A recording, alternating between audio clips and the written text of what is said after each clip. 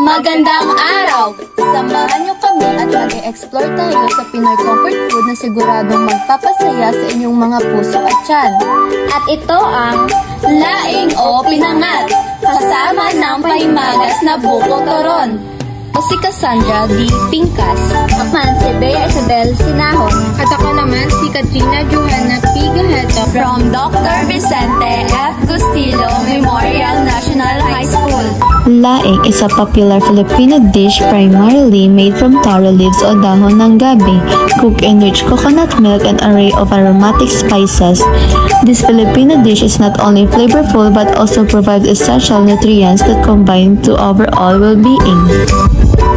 Some of the ingredients that we will be using are freshly picked from our gulayan sa paaralan. Here at Dr. Vicente F. Gustilo Memorial National High School, we nurture our gulayan sa paaralan. It's a vibrant ecosystem where learning grows. Our gulayan is more just a garden. It is a foundation for a healthier, greener, and more empowered school community. We sustain it because its benefits extend far beyond the plate, nurturing our students. Ito din kumukuha na ginagamit pang sangkap para sa feeding program sa aming paaralan.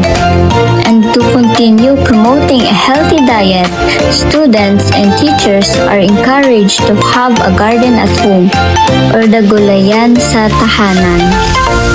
We believe that a healthy body fuels a healthy mind. That's why we're committed to promoting a healthy eating habit among our students and faculty staffs. But before we proceed sa ating mga pagluluto upang mabigyan tayo ng dagdag na tips at kaalaman sa ating mga lulutuin, nais po namin ibahagi sa inyong aming mga natutunan sa Maggi videos na aming napanood. Kagaya na lamang ng mga ito. Iwasan i-overcook ang gulay para ma-retain ang sustansya. Palambutin ang karne sa mahinang apoy at gumamit ng all-in-one seasoning. I-ready ang mga ingredients bago magluto.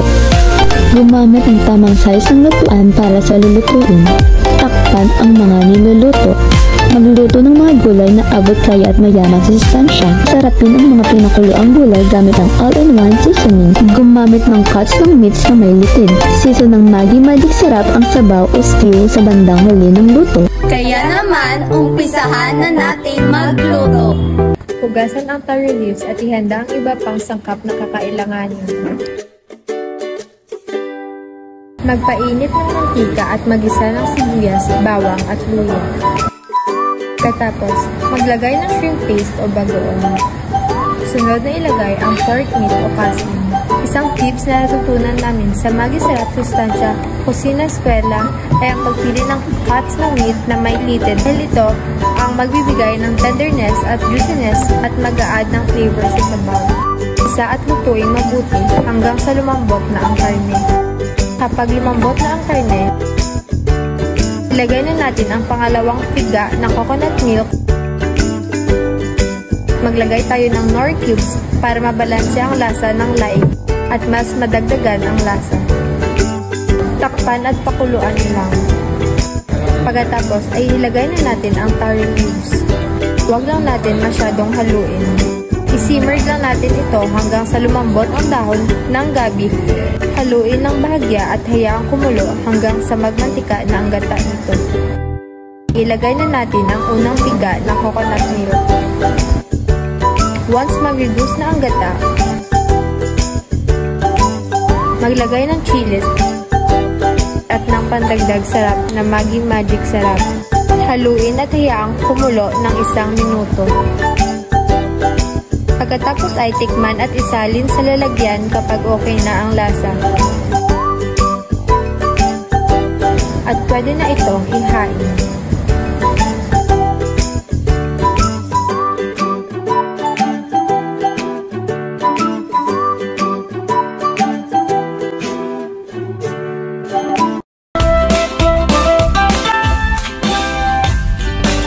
Sunod naman ang panghimagas na buko toron. At ito naman ang ating mga gagamiting sangkap.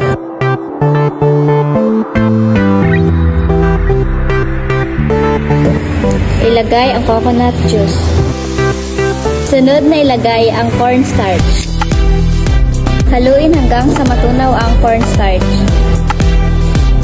Ilagay ang condensed milk. Sunod ang vanilla extract. Haluin hanggang sa matunaw ang lahat ng ingredients. Sunod na ilagay ang cheese at shredded coconut.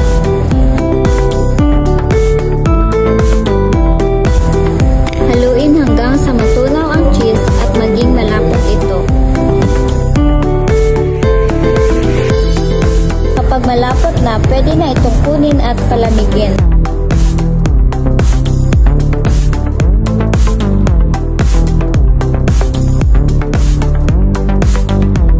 Kapag malamig na ang mixture, sunod-sunod na itong balutin gamit ang wrapper. Pagkatapos maibalot lahat, magpainit ng mantika sa kawali. Hintayin uminit ang mantika, saka ilagay ang mga nabalot na mga turon.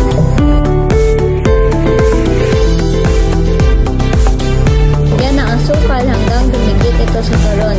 Pagka dumikit na ito, pwede na itong kunin at ilagay sa strainer.